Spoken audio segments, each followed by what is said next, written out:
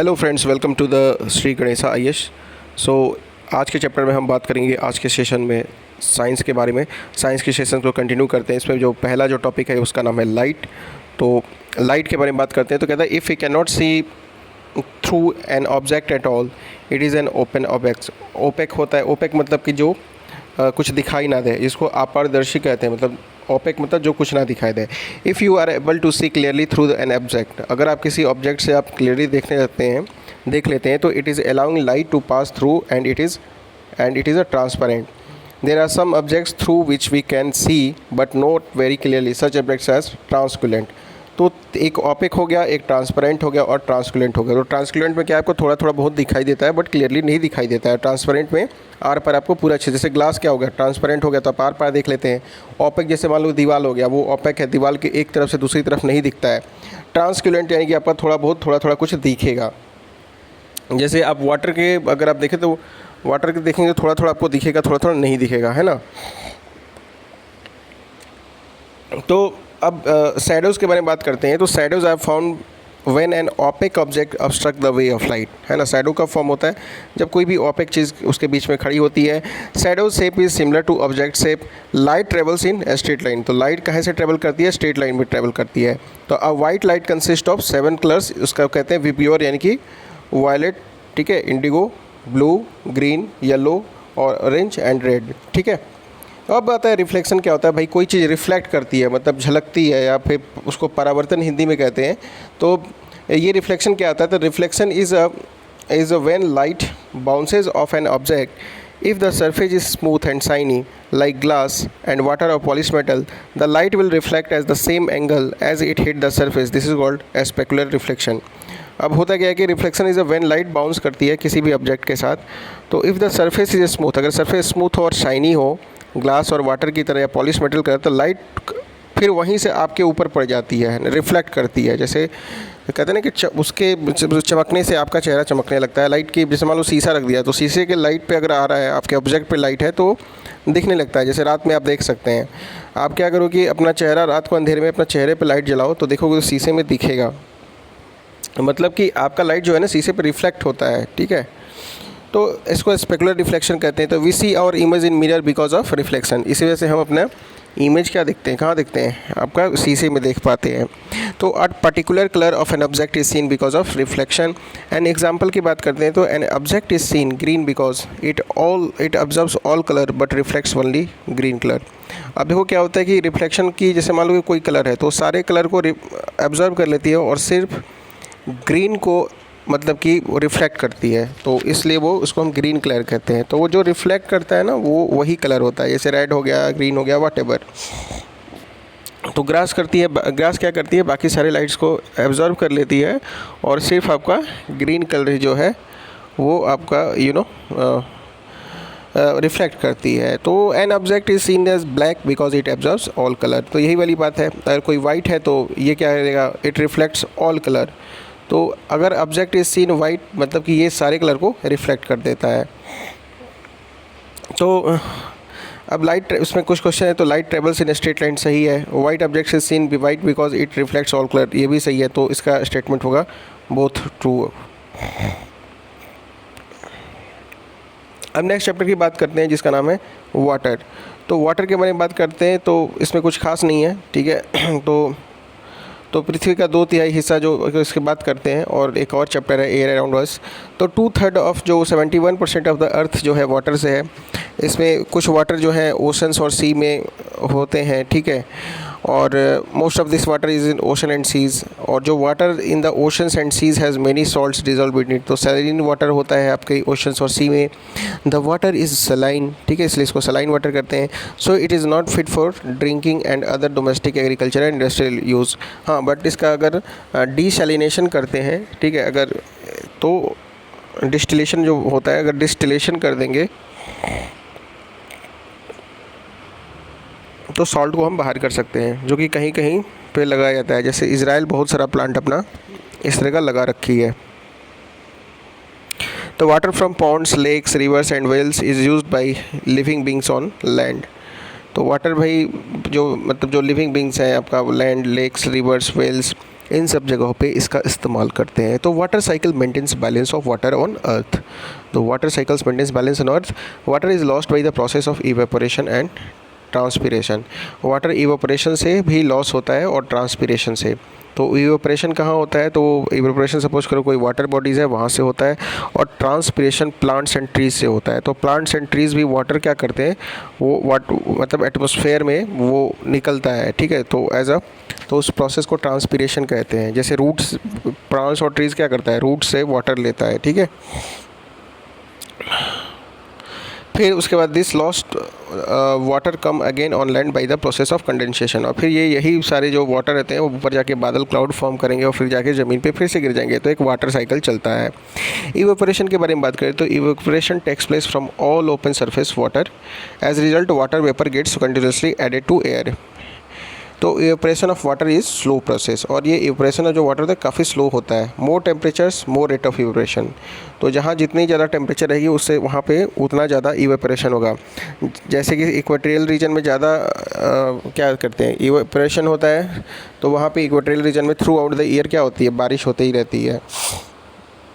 Transpiration की बात करते हैं तो water is lost from the leaves in the form of vapours. पत्ते होते हैं उनसे वाटर लॉस होता है। This water is lost from stomata of leaf. और ये जो स्टोमेटा होता है वहाँ से ये लीव होता है, ठीक है।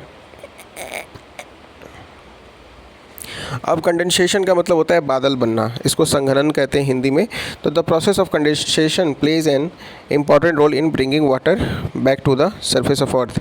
As we go higher from the earth surface to the as we go higher from the surface of the earth it gets cooler. जैसे जैसे ऊपर जाएंगे तो ये कूलर होते जाएगा। तो when the air moves up, अब जब एयर जो है क्या करेगी, आपकी मूव्स अप करेगी, it gets cooler and cooler. तो जैसे एयर ऊपर जाती है वो कूलर और कूलर होते जाती है। At sufficient height the air becomes so cool that the water vapour present in it condenses. तब इतना जाता है कि ऊपर वो कंडेंसेस हो जाता है, मतलब जो वाटर वेपर होता है वो आपका बिल्कुल कंडेंसेस हो जाता है। और फिर जब कैपेसिटी रुक जाती है होल्ड करने की, तो ये टाइनी ड्रॉपलेट्स बन के या फिर वाटर ड्रॉपलेट्स बनके ये ज़मीन पे फिर से वापस as a form in the form of rainfall आ जाता है। इसको प्रेसिपिटेशन कहते हैं। So it is this tiny droplets that remain floating in the air and appear to us as cloud. और इसी को क्या कहते हैं, क्लाउड कहते हैं। तो मैनी ड्रॉपलेट्स ऑफ वाटर, ठीक है, come together to form large size of drops of water. Some are becomes very heavy to begin to fall. तो ये वाटर ड्रॉप्स आपका इसी को क्या कहते हैं, रेन कहते हैं, ठीक है। कहीं कहीं कंडीशन में आपका हेल स्टॉर्म भी हो जाता है, पत्थर गिरना या फिर स्नोफॉल वगैरह ये सब भी हो जाता है। The cold surface of the glass containing iced water cools the area around it and the water vapour of the air condensation of the ground. अब देखो, आप कभी क्या करो, फ्रिज से आप पानी का बॉटल निकालो, है ना, और जब आप उसको रख दोगे तो वहाँ देखोगे वहाँ पे ना ये एरिया को कूल कर देता है, ठीक है। और it and the water vapour of the air, जो भी वाटर वेपर होगा एयर में, उसको कंडेंसेस करके सरफेस ऑफ द ग्लास पे वो हमें दिखता है। ग्लास के सरफेस पे क्या दिखता नहीं है, पानी, ऊपर बाहर पानी दिखता है। तो वो कंडेंसेशन का एक तरह से प्रोसेस होता है। तो ये आइस हुआ और ये वाटर ड्रॉपलेट्स आप देख रहे होंगे। अब नेक्स्ट आते हैं वाटर साइकिल। वाटर साइकिल एक बहुत इम्पॉर्टेंट साइकिल है जो कि जिसकी वजह से अर्थ पे लाइफ जो है सस्टेन कर पाती है। तो वाटर साइकिल अगर ब्रेक हुआ तो अर्थ पर लाइफ डिफ़िकल्टी में हो जाएगी, और जब ज़्यादा ही वाटर साइकिल आप ब्रेक करोगे तो फिर डेजर्टिफिकेशन हो जाएगा। डेजर्टिफिकेशन हो जाएगा तो no living beings can survive. तो आप जब आने वाली जनरेशन होगी तो जैसे हड़प्पा सभ्यता पढ़ते हैं हम, वैसे ही पढ़ेंगे कि एक वर्ल्ड में एक सिविलाइजेशन होता था जहाँ पे लोग शायद बहुत ज़्यादा पानी का यूज़ कर लिया, फिर वो ख़त्म हो गए। तो एलियन वगैरह के स्टडी करेंगे हमारी। तो वाटर साइकिल होता है कि water from the ocean and surface of the earth goes into air as vapour. तो वाटर जो है ओशन से आता है और सरफेस से earth goes into air as a vapour. Return में आपका एज अ रेन, हेल और स्नो, ऐसे करके वो वापस गिरता भी है। The circulation of water in this manner is called known as the water cycle. This circulation of water between ocean and land is continuous process. और ये कंटिन्यूसन प्रोसेस रहता है, continuous process. This mainly the supply of water on land. जैसे यहाँ से क्या हुआ, ये ऊपर बढ़ रहा है, ये यहाँ से ट्रांसपिरेशन हो रहा है, यहाँ से इवेपोरेशन हो रहा है, क्लाउड फॉर्म हो रहा है, फिर यहाँ पे ये क्लाउड क्या कर रहा है, ब्रिंग बैक द रेन। तो इस तरह से यहाँ से पानी लिया, तो ये एक साइकिल है, ऐसे आते जाता है ये, ठीक है। तो ये आप याद रखिएगा, ठीक है जी।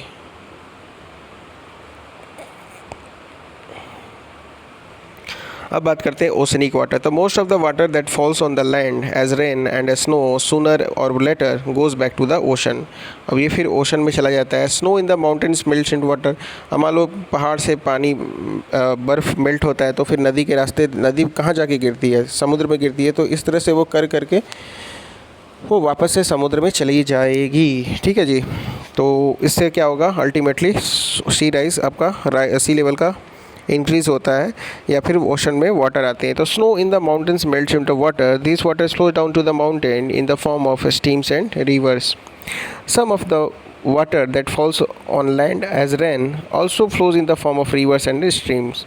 Most of the rivers cover the long distances on the land and ultimately fall into the sea or an ocean. However, water of some rivers flows into lakes. तो जैसे कुछ जो रिवर होते हैं उनके पानी लेक में भी गिर जाते हैं, और बट मैक्सिमम जो होता है वो आपका कहाँ गिरता है? वो ओशंस में ही गिरता है, ठीक है। जैसे रिवर ऐसे निकली और ऐसे चलते चलते जा रही है, तो चलते चलते अल्टीमेटली कहाँ जाएगी? वो समुद्र में ही जाके गिरेगी ना। तो ये वाली बात है, ठीक है। तो अब नेक्स्ट टॉपिक पे आते हैं अपने, ठीक। तो ये आपका है, उसमें कहता है ग्राउंड वाटर। तो ग्राउंड वाटर मतलब जो आपके लैंड के नीचे, जो ग्राउंड के नीचे वाटर है उसको कहते हैं ग्राउंड वाटर। तो most of this water becomes available to us as ground water. Open wells, जैसे आपने कुआं देखा होगा, are fed by ground water. Ground water is the source of many lakes as well. तो ग्राउंड वाटर आपका lake का भी source होता है। It is also this ground water which is drawn up by hand pump और a tubewell. अब आप hand pump लगाते हैं ना या ट्यूबवेल, तो वहाँ से भी तो ग्राउंड वाटर ही निकलते हैं ना। The loss of the level of ground water due to over use and is a worrisome. अब क्या होता है कि बहुत ज़्यादा अगर आप ग्राउंड वाटर का मैक्सिमम यूटिलाइज़ कर लेते हैं, जैसे कि कुछ स्टेट्स में फार्मर्स जो हैं बहुत ही ज़्यादा over use of the fresh water कर लेते हैं, जैसे पंजाब और हरियाणा वाले रीजन में या फिर वेस्टर्न यूपी वाले रीजन में। तो अल्टीमेटली क्या होगा? इससे आपका वाटर लेवल डाउन हो जाएगा और बाद में पानी की समस्या आ सकती है। रेनफॉल के बारे में बात करें तो in our country rainfall occurs in monsoon season. Monsoon season में अपने यहाँ रेनफॉल होता है। Excess of rainfall cause flood and lack of rainfall cause dry. ज़्यादा रेनफॉल आ गया तो बाढ़ आ जाएगी, दैट इज़ फ्लड। और ज़्यादा रेनफॉल अगर कम हो गया तो ये ड्राई यानी कि ड्राउट की कंडीशन आपको पैदा हो जाएगी। तो during floods the animals living in the water also carried away with the. During flood, जब फ्लड आता है तो एनिमल्स लिविंग इन वाटर, अब ज़्यादा बाढ़ आ जाएगा तो मछलियाँ क्या होंगी? वाटर बॉडी से बाहर निकल के इधर उधर लगेंगी घूमने, है ना। जैसे कभी कभी होता है ना कि घड़ियाल लगता है देखने, आपको शहरों में घूमने लगते हैं, तो रिवर का छोड़ के कहते हैं चलो थोड़ा शहर घूम के आते हैं, है ना। एक्सेस जब फ्लड होता है तो आपने देखा होगा अभी रिसेंटली एक वीडियो आई थी, उसमें दिखा रहा था कि वहाँ पे क्रोकोडाइल आराम से मज़े से टहल रहा है और कुत्ते एकदम भों भों भों भों कर रहे हैं अपना। ये गुजरात का था ये सीन। तो in different region there is a much variation in distribution of rainfall. अब ये देखो रेनफॉल पैटर्न भी डिपेंड करता है कि वहाँ का लोकल क्लाइमेट क्या है, वहाँ की टोपोग्राफी क्या है ना। सी से कितना दूर है, तो डिस्टेंस फ्रॉम द सी भी मैटर करता है, एल्टीट्यूड मैटर करता है, लैटीट्यूड मैटर करता है। ये सब सारी चीज़ें वहाँ की कुछ मैटर करती हैं, तो वहाँ पर distribution of rainfall pattern depend करता है। आगे की क्लासेस में इसके बारे में हम जानकारी लेंगे। तो कंजर्वेशन ऑफ वाटर की बात कहते हैं कि अब देखो भाई वाटर इज़ अ मोस्ट, कहते हैं कि नया जो अगला जो वर्ल्ड वार होगा, ठीक है, which will be occur because of the water, है ना। तो वाटर की वजह से वर्ल्ड वार हम करेंगे, ठीक है, ऐसा साइंटिस्ट कहते हैं। तो only A small fraction of water is available on the earth is fit for us for plants animals and humans. बहुत ही कम, बाकी तो सैलिन ही वाटर है। तो ये हो गया। तो रेन वाटर हार्वेस्टिंग होता है, ये collecting of rain water and storing it for later use. तो रेन वाटर हार्वेस्टिंग में क्या करते हैं? हम कलेक्टिंग करते हैं रेन वाटर का और फिर इसका स्टोर करते हैं, store it for later use, है ना। तो ये चीज़ें आपकी हो गई।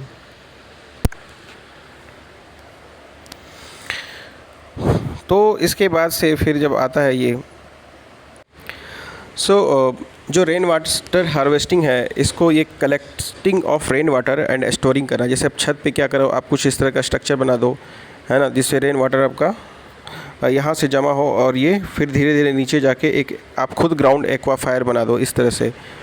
तो यहाँ पे आपका रेन वाटर, मतलब छत पे अगर वाटर स्टोर करोगे तो छत गिर सकता है। तो ध्यान रखना, रेन वाटर जो वाटर हार्वेस्टिंग होता है वो ये नहीं कि पूरा छत पे लगे मतलब स्टोर करने, फिर वो बाहर निकल जाएगा ना छत की बाउंड्री से। तो आप उसका सिस्टम बनाइए, पाइपिंग सिस्टम करिए और फिर कहीं ले जाके उसको ग्राउंड में उसको जमा करिए। तमिलनाडु में कंपलसरी है ये करना। आप अगर घर बनाते हैं तो आपको रेन वाटर हार्वेस्टिंग करना पड़ेगा। चेन्नई में वाटर की बहुत ज़्यादा क्राइसिस हो गई थी, तो चेन्नई ने अभी बहुत ज़्यादा इम्प्रूवमेंट किया है अपनी वाटर वेपर को ठीक करने में। तो ये भी बड़ा न्यूज़ में था, सो दैट्स वाई बता दिया मैंने आपको। और भी बहुत सारे रेन वाटर हार्वेस्टिंग है जो लोकल लेवल पे किए जाते हैं, जैसे राजस्थान का अपना होता है, एक बावली होता है ना। तो ये सब करते हैं, पैटर्न उनका होता है। अब देखिए क्वेश्चन पे आते हैं कि कंसीडर द फॉलोइंग स्टेटमेंट्स। तो इसमें जो स्टेटमेंट रहता है कहता है कि iced glass gets water droplets on its outer surface because of condensation. तो सही है भाई। फिर उसके बाद कहता है increasing in temperature of increasing the rate of evaporation. ये भी सही है, टेम्परेचर इंक्रीज़ होगा तो इवेपोरेशन भी आपका इंक्रीज होगा। तो इस हिसाब से देखते हैं तो 1 और 2 होता है। अब देखो डेजर्ट एरिया में आप कहोगे वहाँ पे जो टेम्परेचर होता है, लेकिन गुरु डेजर्ट एरिया में तो सिर्फ डेजर्ट ही होता है ना। अब वहाँ पे आपका क्या कहते हैं, अब ओशन वगैरह थोड़े है वहाँ पे, या फिर सी थोड़े है कि आपका वो या फिर प्लांटेशन थोड़े होता है कि जिससे ट्रांसपिरेशन होगा तो फिर ज़्यादा बारिश होगी। तो वहाँ वाटर बॉडीज़ की कमी की वजह से वहाँ बारिश नहीं होती है।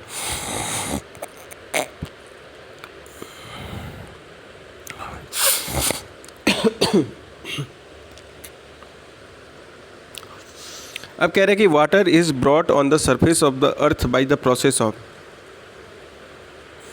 मतलब वाटर आ रहा है सरफेस पे कैसे, तो कंडेंसेशन होता है कि ट्रांसपिरेशन होता है। तो देखो भाई, ट्रांसपिरेशन और इवेपोरेशन होता है, तो ये तो वाटर साइकिल का पार्ट हुआ है ना। तो याद रखना कि सिर्फ कंडेंसेशन होने की वजह से, मतलब हाँ इसके ये भी फैक्टर हो सकते हैं, लेकिन water is brought on the surface of the earth by the process of, तो कंडेंसेशन कहेंगे, क्योंकि कंडेंसेशन से ही तो रेनफॉल होता है ना। ये चीज़ हो गई। फिर है कि during evaporation in ocean water vapour along with salts leave the surface of the ocean. एक ये भी है कि इवेपोरेशन होता है ओशंस में, तो water vapours along with salts leave the surface of ocean. जी बिल्कुल ठीक है। Floods does not cause harm to aquatic animals. भाई जाहिर सी बात है, आपको बताया था मैंने मुझे कि बाढ़ आती है तो मगरमच्छ भी बाहर निकल जाते हैं, मछलियाँ आपकी बाहर निकल जाती हैं, तो होता ही है। तो इसलिए देखा जाए तो बोथ आपका आंसर सही है। नेक्स्ट प्रश्न आता है कि there is no role of transpiration in water cycle. गलत बात है भाई, है ना। ट्रांसपिरेशन का बहुत इंपॉर्टेंट रोल है वाटर साइकिल में। Nitrogen gas do not support burning. Nitrogen gas does not support burning. अब ये देखो, नाइट्रोजन गैस सपोर्ट बर्निंग नहीं, इतना सारा एटमॉस्फेयर में अगर है तो जल जाता, ठीक है। तो इसलिए ये नहीं होता है, तो दोनों ऑप्शन यहाँ भी ट्रू है। अब नेक्स्ट चैप्टर आता है जिसका नाम है एयर अराउंड अस। तो अब देखिए भाई, अपना जो अर्थ है ना is surrounded by a thin layer of air. Earth जो है अपना सराउंडेड है किससे, तो एक थिन लेयर ऑफ एयर से, ठीक। और ये जो लेयर है ना ये एक्सटेंड होता है up to many kilometres above the surface of the earth, और इसी को क्या कहते हैं, एटमॉस्फेयर कहते हैं। तो एटमॉस्फेयर क्या कहता है कि एक ये लेयर, सपोज करिए एक अपना ये अर्थ हुआ, तो इसके ऊपर एक थिक लेयर होता है एयर का, और जो कि because of the due to the earth की ग्रेविटी ये अटैच होता है अर्थ से, और इसका एल्टीट्यूड भी होता है। और एटमॉस्फेयर में डिफरेंट आपके मतलब कि डिवीज़न बनाया गया है, ठीक है। तो ये याद रखिएगा। तो as we move higher in the atmosphere the air gets rare, तो ये भी याद रखिएगा, ठीक है जी। तो ये चीज़ हुआ, जैसे जैसे हम ऊपर जाएंगे एटमॉस्फेयर में तो एयर आपका है बहुत रेयर मिलता है, ठीक है। अब बात करते हैं कंपोनेंट्स ऑफ एयर की। तो नाइट्रोजन सबसे ज़्यादा है 78, फिर ऑक्सीजन, फिर आर्गन। कार्बन डाइऑक्साइड आपका कितना है, 0.04% है आपका प्रेजेंट टाइम में। कार्बन का एमिशन बहुत ज़्यादा हो रहा है, तो ऐसा माना जा रहा है कि ग्रीन हाउस गैस एमिशन की वजह से बहुत सारी प्रॉब्लम हमें आ सकती है, और अभी आ ही रही है। जैसे क्लाइमेट चेंज का जो हम देख रहे हैं इशू आजकल चल रहा है कि एक्सट्रीम फ्लडिंग, एक्सट्रीम डाउट, है ना, अनइवन रेनफॉल डिस्ट्रीब्यूशन, ये सब अब क्रिएट होते जा रहा है।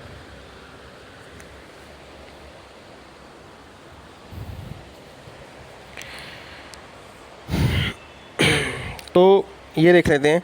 तो the major part of the air which does not support burning called nitrogen. ये आपका जो है, ये आपका नाइट्रोजन जो है बर्निंग सपोर्ट नहीं करता है। तो अभी हमने चैप्टर शुरू करने से पहले ये क्वेश्चन भी देखा था। This component of air which supports burning oxygen, बिना एयर के, ऑक्सीजन के आप कुछ जला नहीं सकते हैं, है ना। तो ऑक्सीजन एक बहुत मेजर कंपोनेंट होता है आपका बर्निंग के लिए, ठीक। तो carbon dioxide makeup a small component of the air around us. Plants and animals consume oxygen for respiration and produce, जो है आपका माफ़ करिएगा, प्लांट्स जो है ना वो CO2 वो कंज्यूम करते हैं, ठीक है। और रेस्पिरेटरी में ये क्या करते हैं, CO2 छोड़ते हैं, ठीक है। और ह्यूमंस क्या करता है, ऑक्सीजन लेता है, या फिर एनिमल्स, और कार्बन डाइऑक्साइड रेस्पिरेशन प्रोसेस में ये वापस भेजते हैं। तो plants and animals matter also consume oxygen on burning and produces mainly carbon dioxide and few other gas. अब जब जलाते हैं सपोज करो प्लांट्स को, तो वो ऑक्सीजन लेगा ना, तो उससे भी तो ऑक्सीजन कंज्यूम होता है। ये सब सारी बात हो गई। अब आता है डस्ट एंड स्मोक। तो डस्ट क्या होता है, तो burning of fuel also produce smoke. तो स्मोक क्या होता है कि जलते पे धुआं निकलता है। तो कहते हैं ना कि तुम्हारी जल रही है, धुआं निकल रहा है, दिख रहा है, कुछ भी जलता है तो धुआं निकलता है जी। तो स्मोक में क्या होता है, बहुत सारे गैसेस होते हैं और फाइन डस्ट पार्टिकल भी होते हैं, बहुत ही छोटे छोटे डस्ट, जो कि पार्टिकुलर मैटर भी उनको कहते हैं। तो ये PM.2.5 भी होता है ना, PM5 भी होता है, PM10 भी होता है, वो बहुत छोटे होते हैं, दे आर माइक्रो साइज, ठीक है। उस उसके बाद that is why you see long chimneys in factories. इसकी वजह से हम लॉन्ग चिमनी देखते हैं ताकि ऊपर ही निकल जाए। तो detect the harmful smoke and gases away from our noses, ठीक है, तो ताकि नोज से बाहर निकल जाए। But brings it closer to the birds flying up in the air. लेकिन जब अब ये अपनी जो बर्ड्स होते हैं ये तो दिक्कत करेंगे ना गुरु, तो ये चीज़ हो जाती है।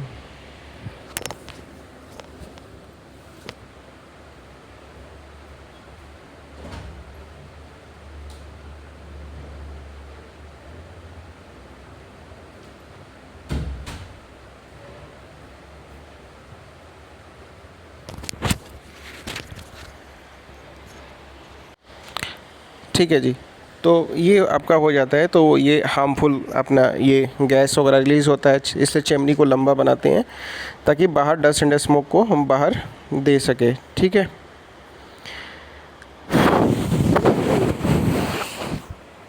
उसके बाद से आते हैं तो balance of oxygen and carbon dioxide, ये बहुत ज़्यादा जरूरी है। तो कहता है कि the balance of oxygen and carbon dioxide in the atmosphere is maintained through the respiration in plants and animals.